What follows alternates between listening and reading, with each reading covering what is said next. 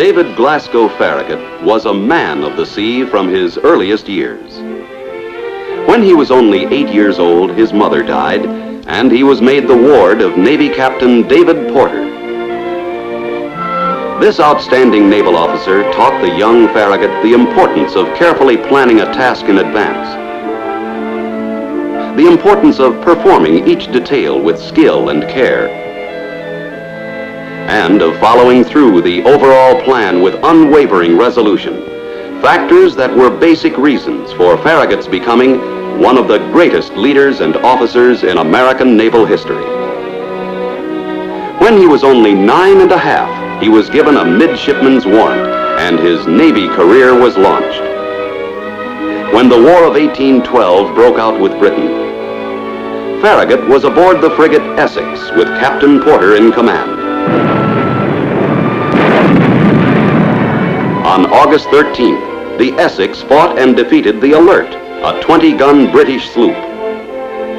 The Alert was the first British man-of-war to be taken in the War of 1812.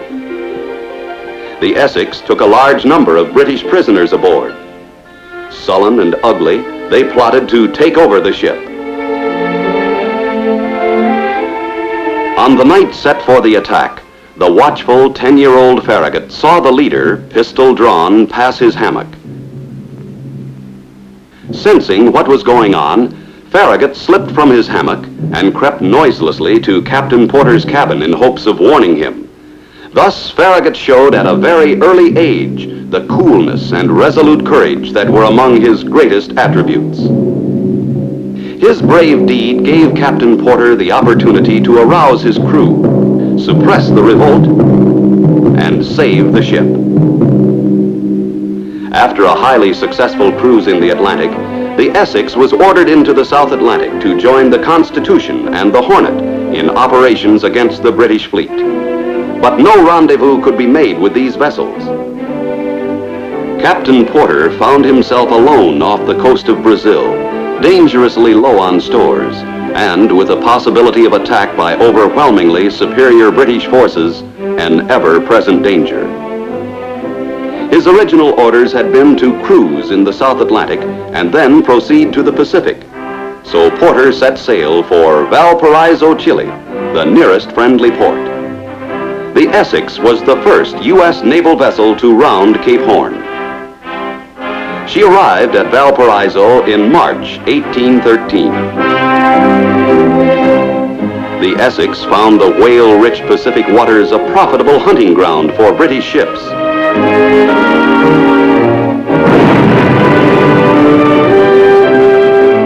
The Essex proceeded to capture over half the entire English whaling fleet. Captain Porter's prizes were so numerous that the 11-year-old Farragut was put in charge of a captured whaler, the Barclay. In his first experience at command, Farragut handled himself with great ability and safely sailed his prize to Valparaiso and then rejoined the Essex.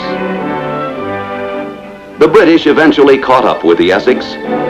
The Essex found herself in a hopeless battle with two big British men of war, the Cherub and the Phoebe.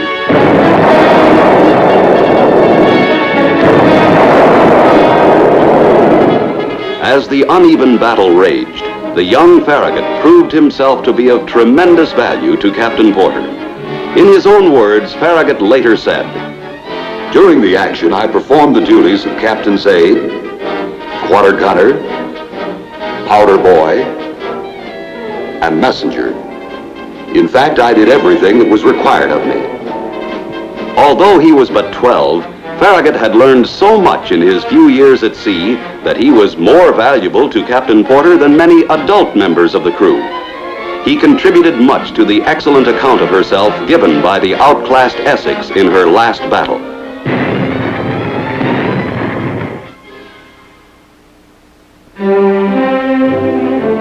Farragut served on many ships in the 10 years following the War of 1812. He received his lieutenant's epaulet in 1825. He was next ordered to the receiving ship at Norfolk. Here he broke all precedent by establishing a school for uneducated enlisted men. Farragut's own formal schooling was meager. he had educated himself by taking every possible opportunity to read, study, and learn. He wanted his men to have a similar opportunity to educate themselves. He knew the educated man learns more quickly, advances faster, and does an overall superior job. In 1832, he became executive officer of the Natchez, his first big job afloat. As a result of his early training and great zeal, he quickly made his mark as an outstanding executive officer. A fellow officer said of him, "Never was a crew of a man of war better disciplined or more content or happy. The moment all hands were called and Farragut took the trumpet, every man under him was alive and eager for duty." On one occasion, he took the Natchez out of the harbor of Rio against a strong headwind. This required superb seamanship, since the harbor entrance is quite narrow. There were several foreign men of war in port whose officers and crews were watching closely. Many declared that under these conditions, he could not clear the harbor successfully, but it was done without balk or failure. All hands, officers and men, felt the glow of pride and satisfaction from serving with such an accomplished seaman.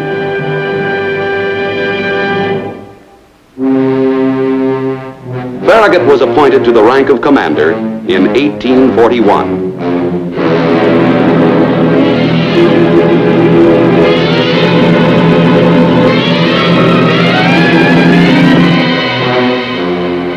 When the war with Mexico broke out, he was on shore duty in Norfolk.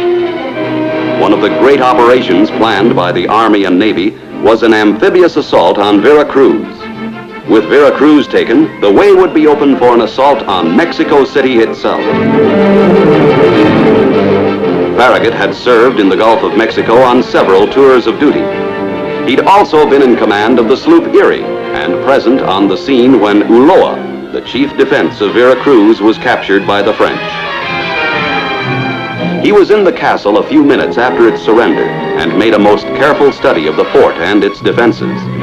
With the foresight of a dedicated officer, he felt such information might well be valuable to the United States Navy at some time in the future.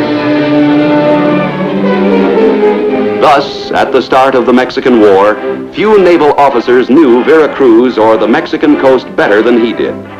Because of this unusual knowledge, Farragut was extremely eager to participate in the Mexican campaign and wrote several letters to the Secretary of the Navy requesting a command. In 1847, he was given command of the USS Saratoga with orders to proceed to the Veracruz area. Because of a shortage of enlisted men, he was forced to sail for Mexico with his crew 10% short and largely untrained. With his typical efficiency, Farragut carefully trained his men on the voyage south, and by the time he arrived off Veracruz, the ship and the crew were ready for action. But the castle of San Juan de Ulloa, as well as Veracruz, had already surrendered. Soon after this, the disappointed Farragut was given the monotonous duty of blockading the coast. This was his uninspiring task until the war ended.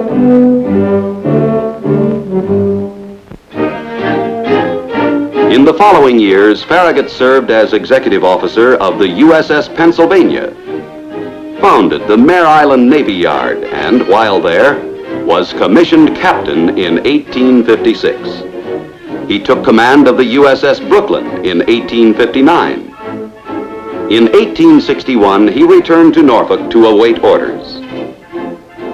Tension between the North and the South was becoming daily more acute. This put Farragut in a peculiarly embarrassing position, for Farragut's family and wife were all from the South.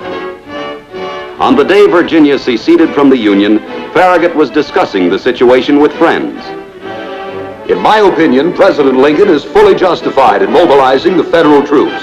A person with such sentiments, sir, cannot live in Norfolk. Without hesitation, Farragut courageously made up his mind to leave Norfolk and join the Northern cause.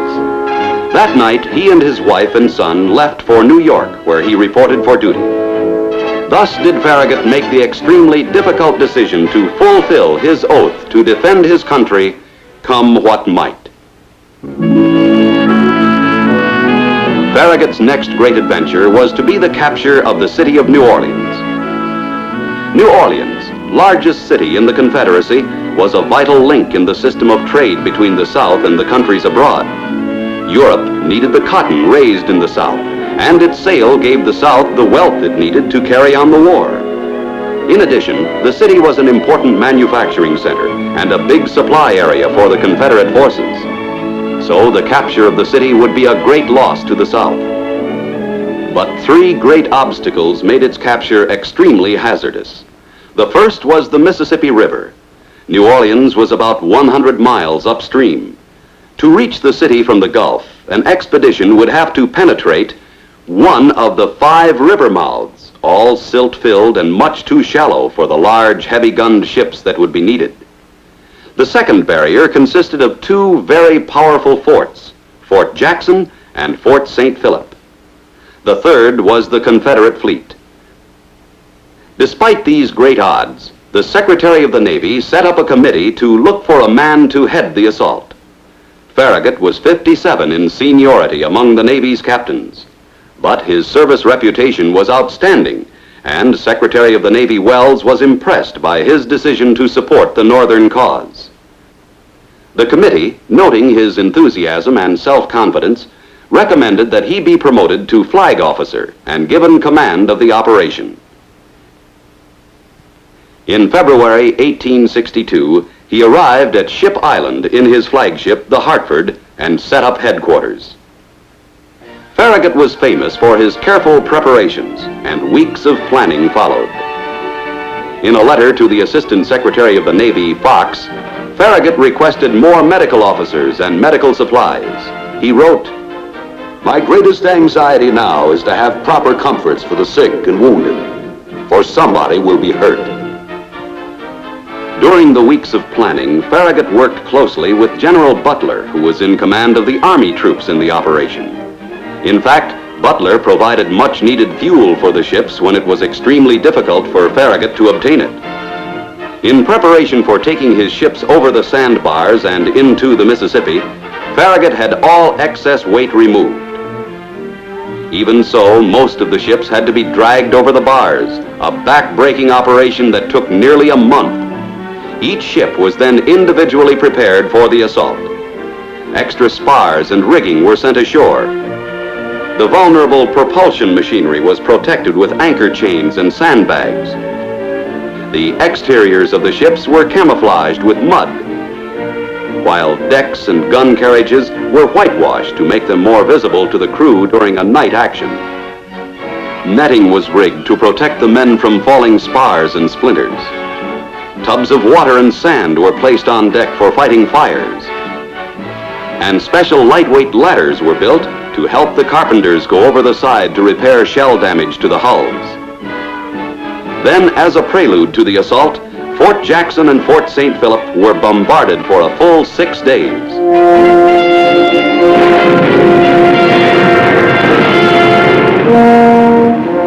At 2 a.m. on April 24, 1862, Farragut hoisted 2 red lights in his flagship, Hartford. The bold plan to fight past the forts and capture New Orleans was underway. The ships were in 3 divisions, with the center division led by the Hartford. Despite the early bombardment, the fire from the forts was very heavy.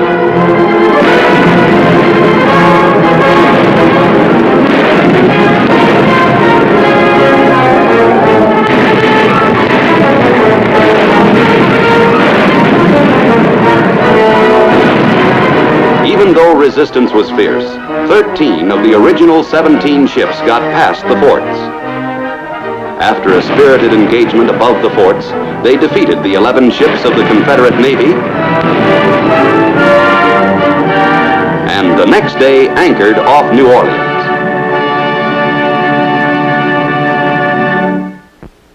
During the next 2 years, Farragut participated in the campaign against Vicksburg, but his main effort was blockading the South's remaining Gulf Coast ports. During this period, he had been made a Rear Admiral, the first officer in the U.S. Navy to hold this newly created rank. He paid special attention to the Mobile Bay blockade. The fall of New Orleans had made Mobile the major cotton exporting city of the Gulf Coast. From it, fast blockade runners were getting out important quantities of cotton despite the northern blockade. Because of its strategic location and its importance to the blockade runners, the South had armed it to the teeth. Its fall would be of great significance in the overall strategy of the war. Two very powerful forts guarded the entrance to Mobile Bay and made the passage of attacking ships extremely hazardous. The narrow channel past the forts was also guarded by 200 torpedoes, or mines as we would call them today. The mines were placed so that any ships passing through the channel had to move within very close range of Fort Morgan, the larger of the two forts. In addition, a powerful ironclad, the Tennessee, patrolled Mobile Bay with 3 other ships. Nevertheless, Farragut intended to take his available forces and capture Mobile Bay. Farragut's plan for the assault was threefold. Troops were to land to the rear of the forts, with naval forces furnishing fire support for the assault. The 4 monitors were to enter the channel first, pass close to Fort Morgan, and thereby attract most of its fire. 7 pairs of wooden warships, lashed together, would make the run past the forts during daylight. The larger ships would shield the smaller ones from the fire from Fort Morgan. When the ships entered the bay, the monitors were to engage the Tennessee. In his usual thorough manner, Farragut ordered the ships stripped for action, camouflaged, and made ready as they had been at New Orleans. After weeks of preparation, Farragut gave the order to start the assault on August 5th, 1864. Farragut climbed into the rigging of the Hartford to get a better view of the operation. The ships entered the channel in 2 columns as planned. Difficulties developed almost immediately. As the fleet neared the narrow channel under Fort Morgan, the enemy ironclad Tennessee moved into a position to attack. The leading Union monitor, Tecumseh, somewhat in advance of the column of wooden ships, hit a mine and sank almost immediately. Farragut ordered a gunboat to lower a boat and pick up survivors. At this point, the Brooklyn, the leading vessel in the column of heavies, fearful of entering the minefield, reversed its engines and stopped. The captain of the Brooklyn shouted a warning about the mines to Farragut. Farragut realized that the situation was critical and could quickly become disastrous unless he acted. The Brooklyn was still motionless, and there was the imminent danger of the ships astern in the narrow passage being forced to stop, drifting into each other and becoming perfect targets for the defending gunners. It seemed almost impossible for the Hartford to lead the column past the Brooklyn. The tactical situation was such that Farragut was faced with but 2 alternatives. The first was to lead the column of heavies through the treacherous torpedo field, for his monitors were already in the regular channel. The second was to retreat. Farragut had to decide in seconds whether to proceed or attempt to reverse course and withdraw from Mobile Bay, making the operation a complete failure. Later he said, It was the supreme moment of my life. Farragut made a split-second prayer for divine guidance.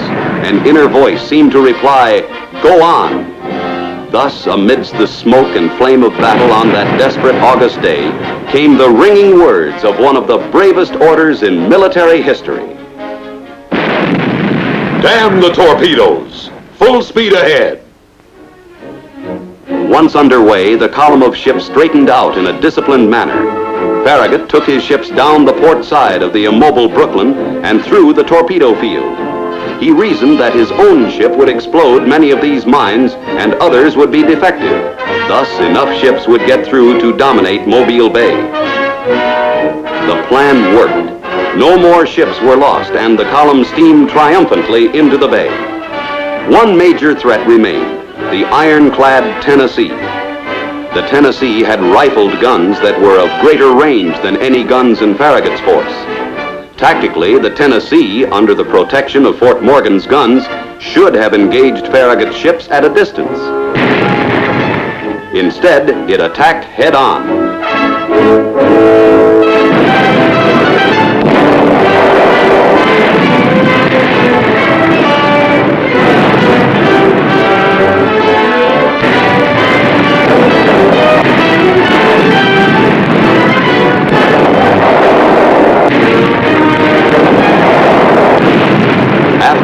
short, desperate fight, the Tennessee surrendered. Soon after, the forts guarding Mobile Bay surrendered to the attacking Army forces.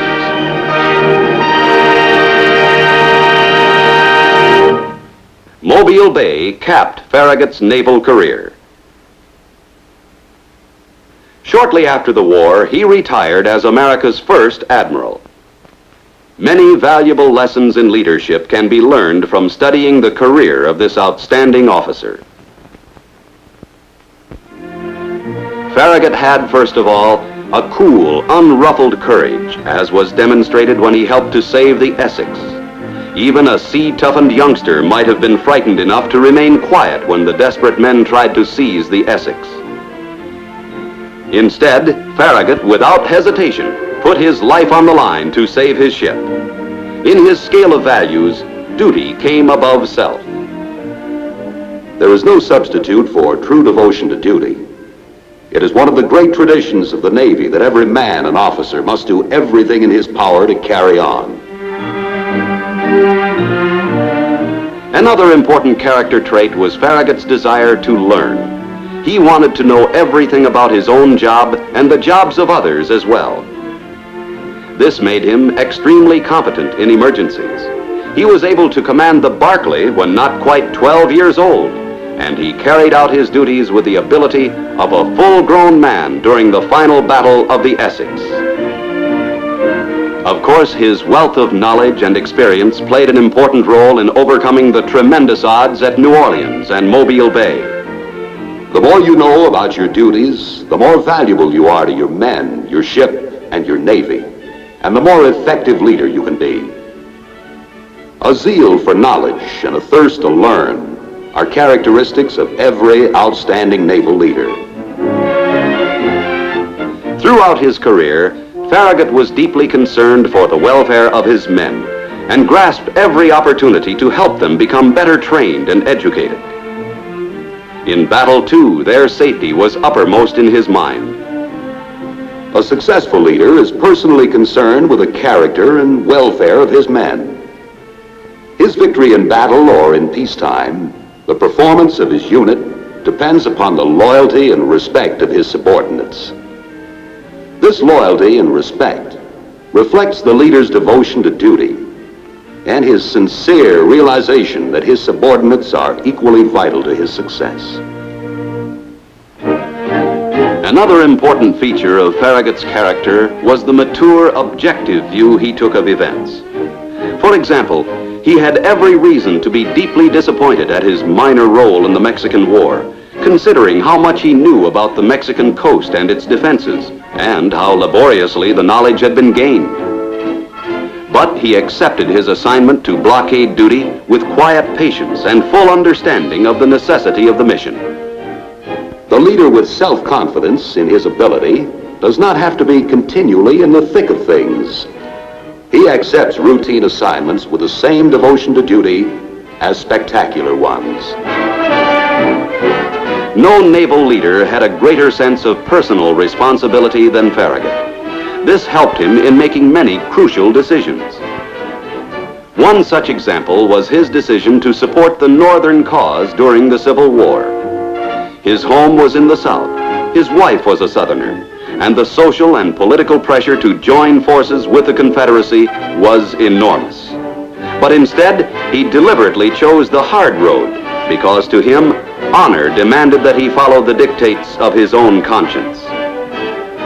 The Navy man, throughout his career, finds his sense of personal responsibility put to the test many times.